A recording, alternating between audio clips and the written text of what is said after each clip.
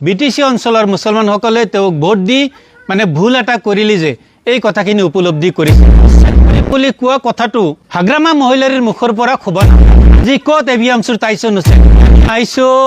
BPF আৰু BJP চৰকাৰে বাওখুংৰি সমষ্টিৰে মালেগাঁও অঞ্চলত য'ত উচ্ছেদ হ'ব সেই উচ্ছেদস্থলীত আহিছিলোঁ ইয়াত ৰাইজৰ লগত মত বিনিময় কৰিলোঁ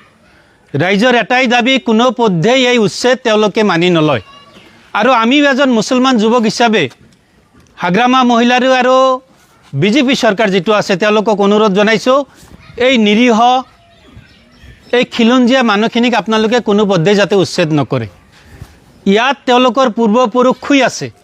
আমি দেখিছোঁ ইয়াত এটা কবৰস্থান আছে সেই কবৰস্থানত পূৰ্বপুৰুষসকল তাত শুই আছে মছজিদ এটা আছে ঈদগাহ এটা আছে এতিয়া চৰকাৰে উচ্ছেদ কৰিম বুলি কোৱা কথাটো হাগ্ৰামা মহিলাৰীৰ মুখৰ পৰা খুব নাপায় কাৰণ এইজন হাগ্ৰামা মহিলাৰীয়ে নিৰ্বাচনৰ আগত কৈছিল বিটিসি অঞ্চলত বসবাস কৰা প্ৰতিজন ভূমিহীন মানুহক ভূমিৰ পাট্টা দিয়া হ'ব এতিয়া চৰকাৰ অহাৰ পিছত এইজন হাগ্ৰামা মহিলাৰী কথাৰ খুৰ খলনি হ'ল তেওঁ এতিয়া মাটি কাঢ়িহে ল'ব বিচাৰিছে এই কথাত আমি কেতিয়াও একমত নহয় আৰু যদি চৰকাৰে উচ্ছেদ কৰিব বিচাৰে তেতিয়াহ'লে নীতিৰ ভিতৰত যাওক য'ত মেদি মাটি আছে সেইখিনি চৰকাৰক নালাগে য'ত খাস মাটি আছে বা চৰকাৰী মাটি আছে সেইখিনি হাগ্ৰামা মহিলাৰীক লাগে এইটো কেনেকুৱা নীতি হাগ্ৰামা মহিলাৰী কৈছিল খাস মাটিত থকা মানুহখিনিক তেওঁলোকক মাটিৰ পট্টা দিয়া হ'ব আৰু এতিয়া খাস মাটিখিনি তেওঁ কাঢ়ি ল'ব বিচাৰিছে ইয়া খুবেই বিটিসি অঞ্চলৰ মুছলমানৰ কাৰণে দুৰ্ভাগ্যজনক আজি এই গাঁৱৰ মানুহখিনি মালগাঁও অঞ্চলৰ মানুহখিনি আতংকময় পৰিৱেশ আছে তেওঁলোকৰ ৰাতি টোপনি নাই কাৰণ হাগ্ৰামা মহিলাৰীৰ চলাহী কথাত ভুল গৈ বিটিসি অঞ্চলৰ মুছলমানসকলে তেওঁক ভোট দি মানে ভুল এটা কৰিলি যে এই কথাখিনি উপলব্ধি কৰিছে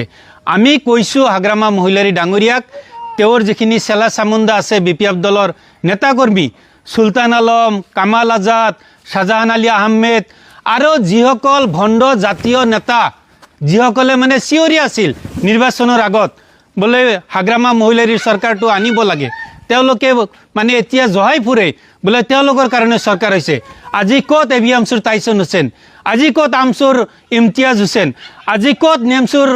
ৰাব্বানী হাফিজুল তেওঁলোক ক'ত থাকিলে এই মানুহখিনি যে আতংকময় পৰিৱেশত আছে তেওঁলোকে আহক ৰাইজৰ ওচৰত ৰাইজৰ অৱস্থা বুজ লওক ৰাইজে কি অসুবিধাত আছে ৰাইজে কি বিচাৰি আছে আজিলৈকে জাতীয় সংগঠনৰ নেতৃবৃন্দই এই অঞ্চলত আহি ৰাইজৰ ওচৰত থিয় নিদিয়াটো এই অঞ্চলৰ ৰাইজে দুখ প্ৰকাশ কৰিছে।